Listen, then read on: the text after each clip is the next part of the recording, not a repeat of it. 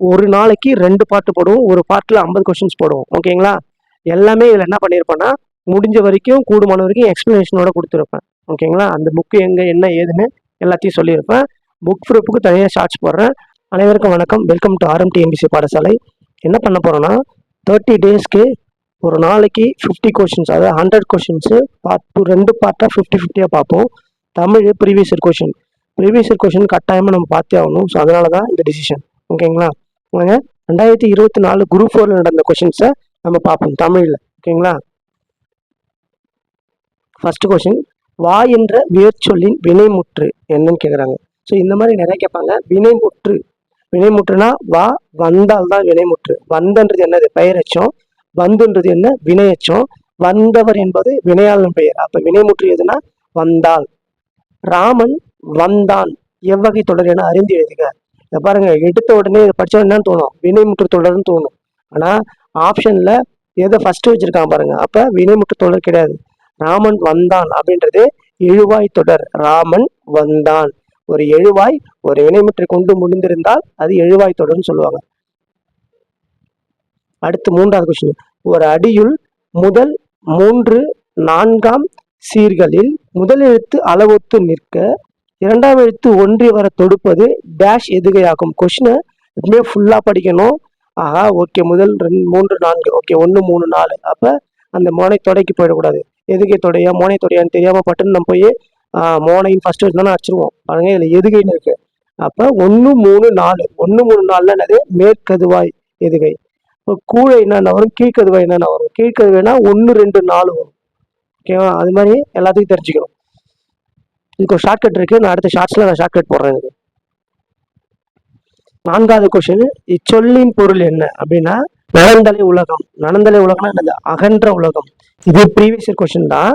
இதை முன்னாடி எப்படி கேட்டிருந்தாங்கன்னா நலந்தலை உலகம் என்ற சொல்லுக்குரிய எதிர்ச்சொல் தருகன்னு கேட்டிருந்தாங்க. ஆனா இங்க டைரக்டா பொருள் கேட்டாங்க. சாரி. அப்ப அகன்ற உலகம். பழமொழியினை நிறைவு செய்க. பழமொழியினை நிறைவு செய்க. மரத்தை இலை காக்கும். இதுதாங்க டிசைட் பண்ற கொஸ்டின். தமிழா இருந்தாலும் சரி, மேக்ஸா இருந்தாலும் சரி, ஜிகேவா இருந்தாலும் சரி, டிசைடிங் ஃபேக்டர் கொஸ்டின்ஸ் ஒன்று இருக்கும்.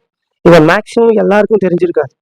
ஓகேங்களா? அப்ப மரத்தை இலை காக்கும் இந்த மாதிரி கொஸ்டின்ஸை யார் எக்ஸ்ட்ரா போடுறாங்களோ அவங்க தான் ஃபர்ஸ்ட்ல வந்து நிற்க முடியும் எல்லாரை விட.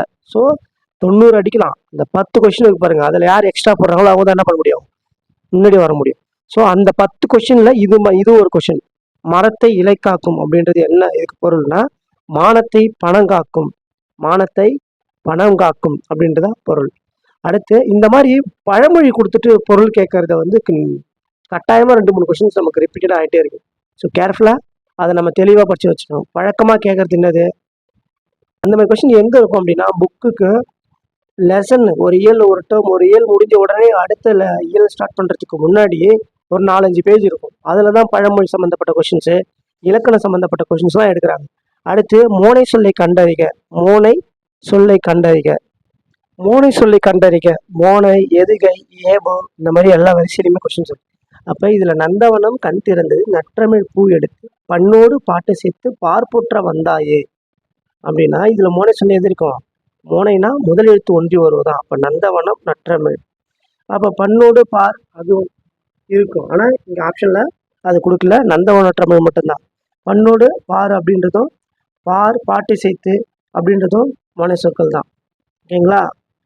அடுத்தது பொருத்தமான பொருளை தேர்வு செய்க. நெல்லிக்காய் மூட்டையை கொட்டினார் போல. பாருங்க, 2 பழமொழி சொல். நெல்லிக்காய் மூட்டையை கொட்டினார் போல அப்படின்னா என்னது? ஒற்றுமையின்மை. நெல்லிக்காய் மூட்டையை கொட்டினா என்ன பண்ணும்? அது முளைக்க ஓடும். ஸோ அது ஒற்றுமையின்மை. தடையின்றி மிகுதியாயினா வெள்ளம், மடை திறந்த வெள்ளம் போல.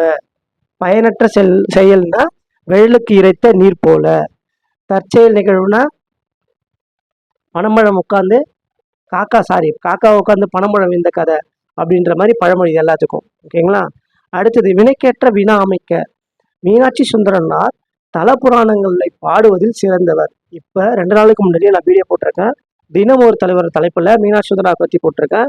இது 11வது புத்தகத்தில் இருக்கு. பட் ஆனால் என்ன வச்சிருக்காங்க, இலக்கண அடிப்படையில் இங்கே கொஸ்டின் கேட்டிருக்காங்க. விடைக்கேற்ற வினாவை அமைக்க அப்படின்ற கொஸ்டின் கேட்டிருக்காங்க.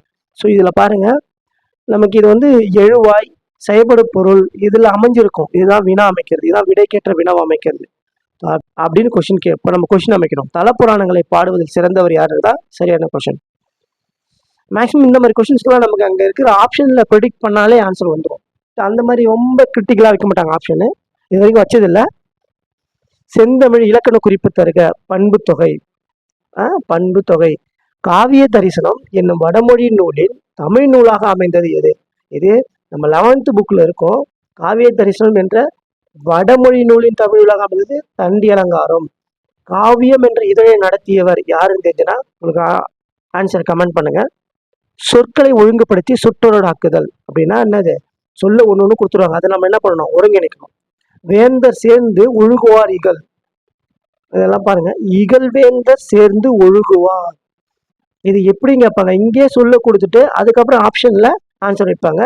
இது என்ன பண்ணிட்டாங்கன்னா அதுலேயே வந்து அவங்க அமைச்சு ஒரு ஆப்ஷன்லயும் ஒன்னொன்னு தப்பு ரைட்டு மாற்றி வச்சிருக்காங்க. ஸோ அந்த மாதிரி கொடுத்துருக்காங்க. மரபு பிழைகளை நீக்கியதுக. இல்லத்தின் அருகே புதிதாக கூரை போட்டனர். இதெல்லாமே அந்த இயல் முடிஞ்ச உடனே இருக்கிற டாபிக்ங்க. அதுவும் இந்த மாதிரி கொஸ்டின்ஸ் எப்படி எடுக்கிறாங்க அப்படின்னா ஆப்ஷன்ல எது எடுத்துக்காட்டு கொடுத்துருக்கானோ, ஏன்னா எடுத்துக்காட்டு கீழே தான் ஆன்சர் இருக்கும், மீதி இருக்கிறதுக்கு ஆன்சர் நாம தான் ப்ராக்டிஸ் பண்ணணும்.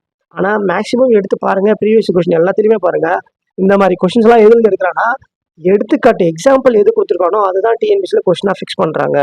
இல்லத்தின் அருகே புதிதாக கூரை போட்டனர். அப்போ இங்கே கூரை வேய்ந்தனர் வரும். அப்போ இங்கே என்ன வரும்? கூடை முடைந்தனர் வருமா? கூடை முடைந்தனர் வரும். இங்கே கூரை முடைந்தனர் தப்பு. பொருந்தா சொல்லை கண்டறிக்க. 13வது கொஸ்டின். பொருந்தா சொல்லை கண்டறிக்கன்னா செப்பல் ஓசை, துள்ளல் ஓசை, அகவல் ஓசை. இதெல்லாமே பாவுக்குரிய ஓசை. செப்பல் ஓசைனா என்னது? எந்த பாவுக்கு வரக்கூடியதா? வெண்பாவுக்கு வரக்கூடியது. ஓகேவா? ஓசை. அகவல் ஓசைனா ஆசிரியர் பாவுக்கு வரக்கூடியது. துள்ளல் ஓசைனா கலிப்பாவுக்கு வரக்கூடியது. ஓகேவா? அப்ப தூங்கல் ஓசைன்னு ஒன்று வரும், அது இருக்கு வஞ்சிப்பாவுக்குரியது. ஓகேங்களா? ஓங்கல் ஓசைன்னு ஒன்று கிடையாது. இது சொல் அறிதல். ஊக்கம். ஊக்கம்னா சோர்வு. ஊக்கம்னா என்னது? ஊக்கம்னா என்ன சொல்றோம்? மோட்டிவேஷன் வேணும், மோட்டிவேஷன் வேணும், மோட்டிவேஷன் வேணும் சொல்றோம்ல, அதான் ஊக்கம். அப்படி இருக்கும்போது அதுக்கு எதிர்ச்சொல் என்னது? சோர்வு. உற்சாகம். இது பிரித்து எழுதுங்க. நீள் உழைப்பு என்பதை பிரித்து எழுதுக. நீள் கூட்டல் உழைப்பு. இந்த பிரித்து எழுதுக டாபிக்ல இருந்து நம்ம புணர்ச்சி விதியை கட்டாயம் தெரிஞ்சுக்கிட்டோம்னா அவங்க எப்படிப்பட்ட பிரித்து எழுதுக கேட்டாலும் ஈஸியாக அடிச்சிடலாங்க மேக்ஸிமம். ஆனால் கொஞ்சம் கேர்ஃபுல்லாக இந்த ஆப்ஷன்ஸ் எல்லாம் படித்து நம்ம அட்டன் பண்ணாலே பிரித்து எழுதுக ஈஸியாக அடிச்சிடலாம். ஓகேங்களா? அடுத்தது 16வது கொஸ்டின். படமாட கோயில் பகவருக்கு ஒன்றியில் நடமாட கோயில் நம்பருக்கு அங்கு ஆக. நடமாட கோயில் நம்பருக்கு ஒன்றியில் படமாட கோயில் பகவருக்கு அது ஆமே. இது இந்த பாட்டை கொடுத்துட்டு யார் எதுன்னு கேட்பாங்க, இது எந்த நூல்னு கேட்பாங்க. இப்பாடலில் பயின்று வந்துள்ள மோனை எதுன்னு கேட்குறாங்க. ஸோ மோனைனா 1 2 3 இங்கே பாருங்க. மோனைனா பட்டுன்னு நம்ம வந்து ஆப்ஷன் தருவோம். ஆனால் இங்கே என்ன ஆப்ஷன்ல இணை முனை, பொழிப்பு முனை, ஒரு முனை, கூடை முனைன்னு பாருங்க. அப்போ 1 2 1 3 1 4 1 2 3 1 3 4 1 2 4. ஸோ இந்த மாதிரி அந்த மோனை தொடர் அதுதான் இது. அதை வச்சு நம்ம இதுக்கு ஆன்சர் அடிக்கணும். ஓகேங்களா? அப்போ பொழிப்பு மோனை. பொழிப்பு மோனைனா இங்கே பாருங்க, ஃபர்ஸ்ட்ல வந்திருக்கு, தேர்டில் வந்திருக்கு. ஓகேங்களா? ஃபர்ஸ்ட்ல வந்திருக்கு, தேர்டில் வந்திருக்கு. அப்போ 1 3 1 2 இணை 1 3 பொழிப்பு. ஓகேவா? அப்போ 1 3ல் வந்துட்டு பொழிப்பு மோனை. எவ்வகை வாக்கியம் என அறிக. பூக்களை பறிக்காதீர். கட்டளை வாக்கியம். அதை செய்யாதீர், இதை செய் அப்படின்னு சொல்றோம்ல, அது கட்டளை வாக்கியம். ஒரு கட்டளை சொல்லுது. இதுவும் ப்ரீவியஸ் இயர் கொஸ்டின் தாங்க. அதாவது ப்ரீவியஸ் இயர் கொஸ்டினை பார்க்கறதுல கட்டாயம் நமக்கு பயன் உண்டு. ப்ரீவியஸ் இயர் கொஸ்டினை பார்க்கலன்னா நம்ம கிரிட்டிக்கலாக கேட்குற கொஸ்டின்ஸை அடிக்க முடியாது. இமிழிசை இலக்கண குறிப்பு தருக. இமிழிசைனா வினைத்தொகை. மல்லிகை சூடினால் என்பது என்ன? பொருளாகு பெயர். மல்லிகை என்பது சூடினால். ஆகு பெயர்னா என்ன? ஒரு பொருளை குறிக்காம அதை சார்ந்து வரக்கூடிய இன்னொரு விஷயத்த சொல்றது என்னது? ஆகு பெயர். ஒலிம்பிக்ல இந்தியா 4 பதக்கங்களை வென்றது. அப்ப இந்தியா வீரர்களை குறிக்கல, ஒட்டுமொத்தமா இந்தியான்னு சொல்லுது, அதான் ஆகு பெயர். ஒன்றன் செயலை குறிக்காமல் அதோடு சார்ந்து வரக்கூடிய இன்னொன்று குறிக்கிறது என்னது? ஆகு பெயர். இப்ப இங்க பொருள் மல்லிகைன்றது நமக்கு தெரியும், பூ. ஆனா அது பொருள். மல்லிகை சூடினால், பூவை சூடினால் அப்படின்னு சொல்லாம மல்லிகை சூடினால் சொல்றாங்க. அப்போ பொருளாகு பெயர். பண்பு தொழிலாகு பெயர், காலவாகு பெயர், அதிகமாக ப்ரீவியஸ் இயரில் 2017-18 கொஷின்ஸ்லாம் எப்படி கேட்பாங்கன்னா நாரதர் வருகிறார் அதான் கேட்பான். அப்போ அந்த மாதிரி கொஷின்ஸில் இந்த ஆகுபெயர்லேருந்து கட்டாயமாக இருக்கும். ஆகுபெயர் மொத்தம் எத்தனை அதெல்லாம் நம்ம தனியாக ஒரு ஷார்ட்ஸ் போடுறோம். பயனில்லாத களர் நிலத்திற்கு ஒப்பானவர்கள். பயனில்லாத களர் நிலத்துக்கு ஒப்பானவர்கள்னா யாரு? கல்லாதவர். திருக்குறள். திருக்குறள் பாருங்க, திருக்குறள் படிச்சுன்னா யூனிட் 8 அட்டன் பண்ணலாம், தமிழ் கொஷின்ஸும் அட்டன் பண்ணலாம். பயனில்லாத களர் நிலத்திற்கு ஒப்பானவர்கள் யாருன்னா கல்லாதவர். திருக்குறளின் வழியில் துன்பப்படுபவர் யார்? திருக்குறளின் வழியில் துன்பப்படுவர் யாரு? நாவை காக்காதவர். ஓகேங்களா? தீக்காயம் பட்டவர் கிடையாது, தீயினால் சுட்டவர் கிடையாது, பொருளால் காத்தவர் கிடையாது. அப்ப நாவை காக்காதவர். அதாவது நச்சப்படாதவன் செல்வம் நடு ஊருள் நச்சு மரம் பழுத்தற்று. அப்ப இந்த அற்று தற்றுன்னு வந்தாலே அது என்ன அணிதான்? ஓமை அணிதாங்க. திருக்குறளை பொறுமையா தெளிவா படிச்சோம் அப்படின்னா அதுக்கான ஆன்சர் கட்டாயம் ஆச்சுன்னா இது ஓமை அணி. ஓகேங்களா? கீழ்கண்டவற்றில் ஔவையார் இயற்றிய நூல். இப்ப வெற்றி வேட்கை, அருங்கலச்செப்பு, நன்னெறி இதெல்லாமே எழுதுனது யாரு? வேற ஒருத்தவங்க. வெற்றி வேட்கை யார் எழுதுனது? அதிவீரம பாண்டியர்.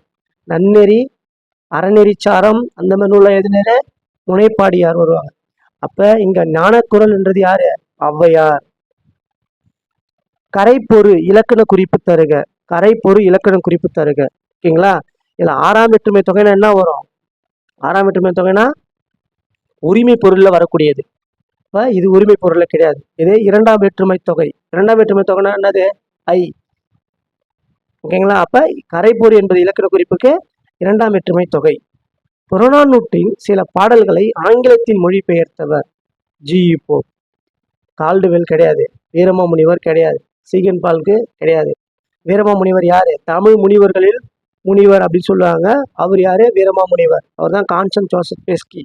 ஓகேவா? அவருடைய இயற்பெயர். அவரு இங்க எந்த வயசுல வந்தாரு? 30 வயசுல 33 வயசுல வந்திருப்பாரு. ஓகேங்களா? கால்டுவெல் என்பவர் தான் அந்த இது ஒப்பிலக்கணம் சொல்லிட்டு ஒரு நூல், அது 1856 எழுதியிருப்பார். அதுல பத்தி தான் நம்ம என்னது தமிழ் மொழியை பெருமையா சொல்லியிருப்பார் கால்டுவெல் என்பவர். சீகன் பால்கே என்பவர் யாரு? பிரிண்டிங் மிஷின் கொண்டு வந்தவர். பலவன் ஏவா வானூர்தி என்னும் பாடல் வரி இடம்பெற்ற நூல் புறநானூறு. எல்லாமே புக்கில் தாங்க இருக்குது, எங்கேயுமே எதுவுமே வெளியில போல. பலவன் ஏவா வானூர்தி அப்படின்றது புறநானூறு. ஓகேங்களா? புறநானூறு இந்நூலை the 400 songs of war and wisdom. The war and wisdom வந்தாலே யாருன்னா ஜார்ஜ் எல்காட். அதே மாதிரி ஜி.யு. போப்பு எழுதியிருப்பாரு. என்ன எழுதியிருப்பாருன்னா புறநானூறு அண்டு புறப்பொருள் வெண்பாமலை அப்படின்னு ஒரு இங்கிலீஷ்ல ஒரு நூல் இருக்கு, அது 11th புக்ல இருக்கு. ஓகேங்களா? இந்த கொஸ்டின்ஸுக்கு நான் புக் ப்ரூஃப் எடுத்து போடுறேன் பாருங்க. கிறிஸ்துவின் வருகையை அறிவித்த முன்னோடி. இது என்ன சொல்றது, முரண்பாடான கேள்வி ஆயிடுச்சு. ஏன்னா புக்கில் அருளப்பன்னு இருக்கிறாரு, யோவான்னு இருக்கிறாரு. ஓகேங்களா? அப்போ 2 ஆப்ஷன் வச்சதால டிஎன்பிசி ப்ரீவியஸ் லாஸ்ட் ஃபைனல் ஆன்சருக்கு என்ன விட்றாங்களோ அதுதான் நமக்கு ஆன்சர். இதில் நமக்கு ஒரு நல்ல ஒரு ஜட்ஜ்மெண்ட்டு ஹைகோர்ட்லேருந்து வந்திருக்கு. என்ன அப்படின்னா டிஎன்பிசியில் எப்பவுமே என்ன பண்ணுறாங்க அப்படின்னா ஃபைனல் ஆன்சர்க்கையும் சம்மந்தப்பட்ட தேர்வுகளுடைய சம்மந்தப்பட்ட மதிப்பெண் பட்டியலையும் ஓஎம்ஆர் ஷீட் நகல் வினாத்தாள் நகலையும் ஒட்டுமொத்த பணியும் முடிஞ்சதுக்கு தான் ரிலீஸ் பண்ணுறாங்க. அது உண்மையிலேயே ரொம்ப முரணான செயல். இதை யாரோ ஒரு நல்லவர் நம்மளுடைய மெட்ராஸ் கிளை உயர்நீதிமன்றத்தில் வழக்கு போட்டு அதுக்கு நல்ல ஜட்ஜ்மெண்ட் வாங்கியிருக்கிறாங்க. என்னன்னா எல்லா ப்ராசஸும் முடியறதுக்கு முன்னாடியே அவங்களுடைய ஆன்சர்க்கையும் விடணும், ஃபைனல் ஆன்சர்க்கையும் விடணும், தேர்வர்களுடைய அதாவது கேண்டிடேட்டுடைய மார்க் ஷீட்டு வினாத்தாள் நகலையும் வெளியிடணும் அப்படின்னு ஆர்டர் போட்டிருக்காங்க. பார்ப்போம் நம்ம டிஎன்பிசி இந்த வார 2024 நடந்த குரூப் 4 இது ரிலீஸ் பண்ணுறாங்களான்னு பார்ப்போம். தேம்பாவணியின் பாட்டுடை தலைவன் யாரு? வளன். ஓகேங்களா? இதெல்லாம் புக்கில் தாங்க இருக்கு. 900 காட்டும் போர்க்கள சிறப்புடைய நாடு எது? சோழ நாடு. நிறைய இருக்கும். சோழ நாடு சேர நாடுக்குரிய பாட்டு பழைய புத்தகத்துலேயும் இருக்கு, புது புத்தகத்துலையும் இருக்கு, இதை படிச்சுக்கணுங்க. சேரி மொழியாய் செவ்விதற்கு இழந்து தேர்தல் வேண்டாது குறித்தது தோன்றீர் புலனென்ன மொழி புலனுந்தார். புலன் உணர்ந்தோரே. அப்ப தொல்காப்பியர் வடிகள் குறிப்பிடும் இலக்கியம் எதுனா பல்லு. இது பழைய 12வது புத்தகத்தில் 11th புக்கிலே இருக்கு. அப்ப அங்க பட்சதான் இதை அடிக்க முடியும். அப்ப பழைய புக்கும் கட்டாயமா படிக்கணும். சந்து இலக்கியம் வாயில் இலக்கியம் என்று அழைக்கப்படுவது எதுன்னா தூது. தூது எது? தூது. எப்படி ஞாபகம் வச்சுக்கலாம்னா தூது விடுறது. ஓகேங்களா? சந்து தெரியாம ஒருத்தன் போய் ஒரு விஷயத்த சொல்லணும்னா அது அவன் தூது. அவன் எப்படி போவான்? தெரியாம தான் போவான், ஒரு சந்து வழியா போவான். ஓகேங்களா? அப்படி ஞாபகம் வச்சுக்கோங்க. சந்து இலக்கியம் வாயில் இலக்கியம் என்று அழைக்கப்படுவது தூது. சங்க இலக்கியங்களில் கரகாட்டம் எவ்வாறு அழைக்கப்படுகிறது? சங்க இலக்கியங்களில் கரகாட்டம் எவ்வாறு அழைக்கப்படுகிறது? குடக்கூத்து. அதாவது ஒரு பாட்டு ஒன்று இருக்கு, வரியா வரக்கார கூத்துன்னு சொல்லிட்டு புறநானூறுல ஒரு பாட்டு ஒன்று இருக்கு. அப்ப கரகாட்டத்தை பத்தி ஒரு கொஷின்ஸ். இது வந்து கரகாட்டம், சேர்வரையாட்டம், அது மாதிரி நிறைய ஆட்டம் நம்ம ஸ்கூல் புக்கில் இருக்குல்ல, அதுல இருந்தா எடுத்திருக்காங்க. யோக சமாதி உகந்தவர் சித்தரே என்றவர் யார்? இது சித்தர்களை பத்தி கொஷின் இல்லாத கொஷின் பேப்பரே இருக்காதுங்க. அதுல மேக்சிமம் இது வரைக்கும் எப்படி கேட்டிருந்தாங்கன்னா திருமூலரை பத்தி தான் கேட்டிருந்தாங்க. இப்போ ரீசெண்டா எங்க போறாங்க, கடுவெளி சித்தரை பத்தி கேட்டிருந்தாங்க. ஏன்னா கடுவெளி சித்தர் பழைய புத்தகத்துல இருக்கிறார். ஓகேங்களா? அவரை பத்தி தான் கேட்டிருந்தாங்க. ஏன்னா இப்போ என்ன பண்றாங்க அப்படின்னா ரொம்ப அதை தாண்டி அதிகமா போறாங்க. திருமூலர் கேட்டிருக்காங்களா, அடுத்த கொஸ்டின் ஒன்று இருக்கும் பாருங்க, அப்புறம் கடுவெளி சித்தர், அப்புறம் அந்த பாம்பாட்டி சித்தர், இவங்கெல்லாம் இருக்கிறாங்க. இப்போ 11th புக்கில் லாஸ்ட் இயர்ல ஒரு சித்தர்கள் பத்தி ஒரு பாடம் இருக்குது, அதை கட்டாயம் படிச்சிங்க. 7th புக்கில் 7th 8th பழைய புத்தகத்துல சித்தர்கள் பத்தி ஒரு பாட்டு இருக்கு. அதுல நமக்கு நல்ல நல்ல செய்தியெல்லாம் சொல்லியிருப்பாரு. அடுத்து வெட்ட வெளியை கடவுளாக வழிபடுபவர் யாருன்னா கடுவெளி சித்தர்.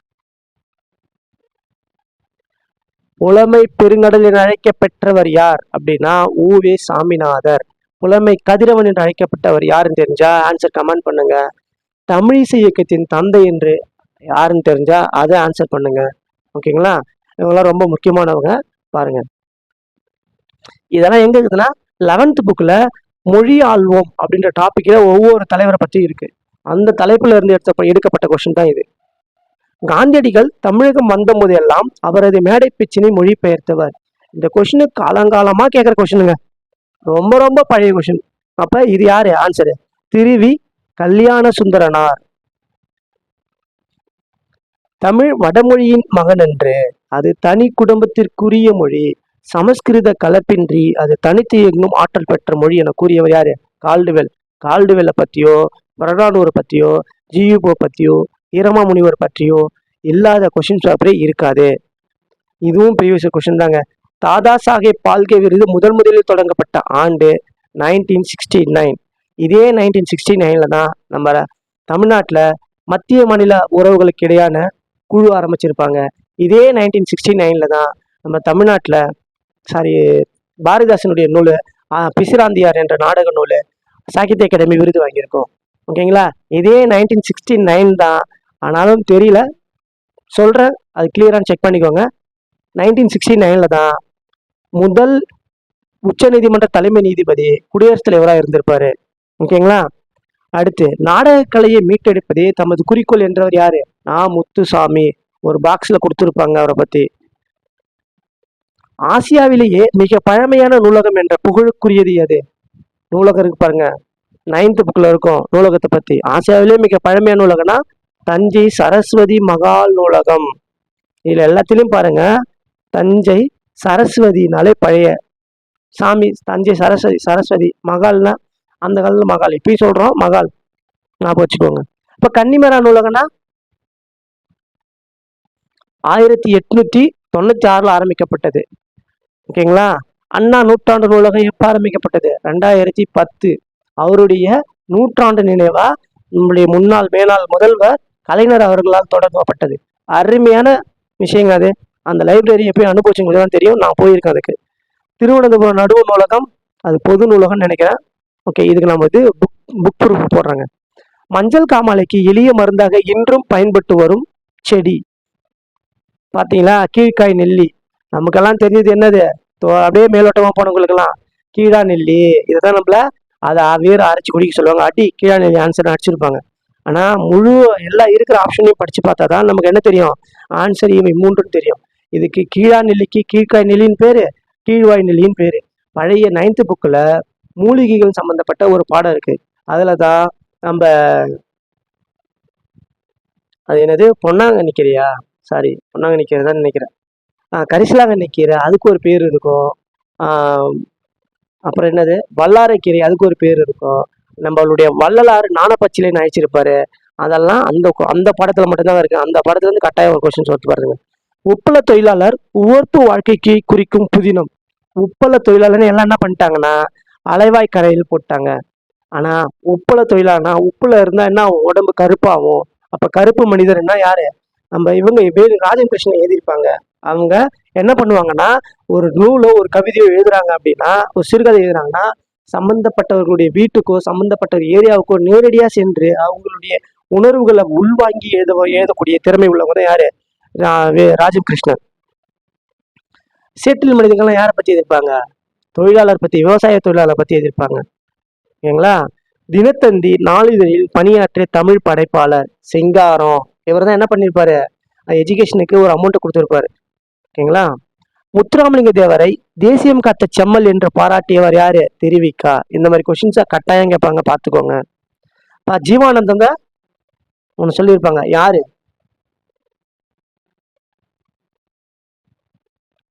ஜீவானந்தத்தையும் ஏதோ சொல்லியிருப்பாங்க, ஞாபகம் வச்சுக்கோங்க. காமராசரை பெரியார் சொல்லியிருப்பாரு. அறிஞர் அண்ணாவை யார் சொல்லியிருப்பாங்க, ஞாபகம் தெரிஞ்சுக்கோங்க. உலகின் பல்வேறு பகுதிகளில் நடக்கும் நிகழ்வுகளை படமாக காட்டுவதற்கான பெயர் தான் என்னது? செய்தி படம். எங்கெங்கேயோ நடக்கிற விஷயத்தை எடுத்து என்ன பண்றாங்க, நமக்கு படமா காட்டுறதா என்னது? செய்தி படம். ஆப்ஷன் விளக்கப்படம். இது பாருங்க, விளக்கப்படம் நடிச்சுட்டு போயிடுவோம். இது எல்லாமே பழைய போக்கு. தமிழ் மொழியில் நவீன கதை இலக்கியத்தினை தொடக்கத்திலேயே செழுமைப்படுத்தியவர் யாரு? புதுமை பித்தன். இது புதுமை பித்தன். தெருக்கூத்தை தமிழ் கலையின் முக்கிய அடையாளமாக உருவாக்கியவர். நான் முத்துசாமி. 2 கொஸ்டின் வந்துச்சு பாருங்க. தெருக்கூத்து தமிழ் கலையின் முக்கிய அடையாளமாக உருவாக்கியவர் நான் முத்துசாமி. காந்தியடிகள் பெற்றோரிடம் அன்பாக நடந்து கொள்ள காரணமாக அமைந்த நூல் எது? சிரவண பிதிர்பத்தி. இதுவும் பழைய புத்தகத்துல இருக்குங்க. ஹரிச்சந்திர நாடகத்தை பார்த்து அவர் என்ன பண்ணியிருப்பாரு? உண்மை பேசத்த விட்டுருக்க மாட்டார். அதாவது பொய் பேச மாட்டார், உண்மை பேசுவார். சிரவண பிதிர்பத்தின்றது என்னது? பெற்றோரிடம் அன்பாக நடந்து கொள்ள காரணமாக அமைந்த நூல்.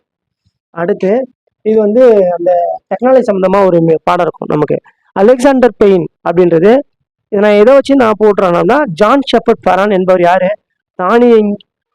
ஜான் ஷெப்பர்ட் பரான் என்பவர் தானியங்கி பண இயந்திரம், அதாவது ஏடிஎம். அது ஜான் ஷெப்பர்ட் பாரன் அப்படின்றவர் அதை கண்டுபிடிச்சு தெரியும். ஸோ சிக்கு 4 எதுலையுமே இல்லையா? அப்போ ஆப்ஷன் ஏ. அப்போ அலெக்சாண்டர் பெயின் என்பவர் குறியீடுகளை மின்னாற்றலுடன் அச்சிடுதல். அடுத்து ஹாங்க் மாக்னஸ்கினா யாரு? கணினி மூலம் தொலைநகல் எடுக்கும் இயந்திரம். தொலைநகல் என்னது? ஜெராக்ஸ். ஜான் ஷெப்பர்ட்னா ஏடிஎம். மைக்கேல் ஆல்ட்ரிச்னா இணைய வணிகம். இப்பெல்லாம் நம்ம எல்லாமே பண்றோம்ல, அதான் இணைய வணிகம். தமிழ் பதிப்புலகின் தலைமகன். புலமை பெருங்கடல் யாரு? ஓவி சாமிநாதர். தமிழ் பதிப்புலகின் தலைமகன் சி.வை. தாமோதரனார். புக் ப்ரூஃப் போடுறேங்க, பழைய புது 11th புக்ல இருக்கு. மாநகராட்சி கூட்டத்திற்கு தலைமை வகித்தவர் ராஜாஜியா? கிடையாதுங்க, செங்கல்ராயன். ராஜாஜி சிஎம்மா இருப்பாரு. செங்கல்வராயனும் அவர் தான் என்ன பண்ணிருப்பாரு? மாநகராட்சியினுடைய மேயரா இருப்பாரு. அக்கூட்டத்தில் தலையை கொடுத்தனும் தலைநகரை காப்போம் என்று மாப்போ சிவனானும் முழங்கியிருப்பார். ஓகே, இப்போ வந்து நம்ம 51 கொஸ்டின் போயிட்டோம். அடுத்த பாட்டுல மீதி இருக்கிற 50 கொஸ்டினை நன்றி, நம்ம அடுத்த பாட்டுல சந்திப்போம்.